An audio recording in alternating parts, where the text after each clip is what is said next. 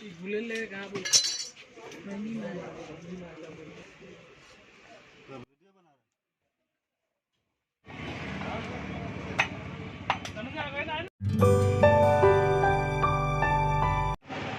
Guys, good morning, welcome back to my new blog. तो guys, बात कुछ ऐसा है, आज मैं आप लोगों को कुछ अलग ही दिखाने जा रहा हूँ।